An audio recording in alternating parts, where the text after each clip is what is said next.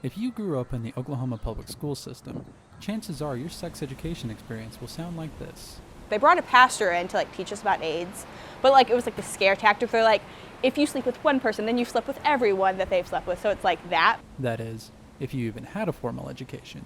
I had zero sex ed in school, 100%. I grew up in a town where the church is right across the street from the high school, and the parents threw a fit about sex ed. They sent around a sheet for kids to have their parents sign about sex ed, and so few parents signed it that they didn't have to send it on. The reason this may all seem inconsistent is because there is no state-mandated sex education program in Oklahoma, with the state leaving it up to individual school districts to decide how to approach the subject, if at all. Now, the state does require schools to teach HIV and AIDS prevention, primarily through abstinence methods. On top of that, several bills have been introduced to the state legislature in the past few years to advance sex education in schools. We have Senate Bill 89, which requires schools to provide health and physical education to students. On top of that, we have Senate Bill 926, which requires any curriculum related to sexual activity to include instruction on consent. Despite these advances, the lack of a state-mandated curriculum has led a few local health organizations to fill in the gaps.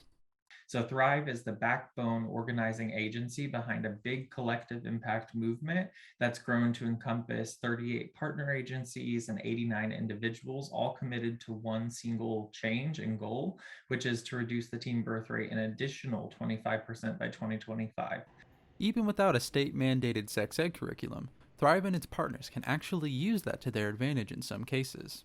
My experience, the way the policy is set up in Oklahoma, where it is like that, pretty much the only mandate is going to be that HIV/AIDS education, which is pretty limiting, but at the same time, with it only mandating that one section, it provides an opportunity for innovation at some school districts. While Thrive and their partners are making strides in connecting schools and people with the resources needed to teach sex education, more work will need to be done to expand their reach past the metro areas and across the state.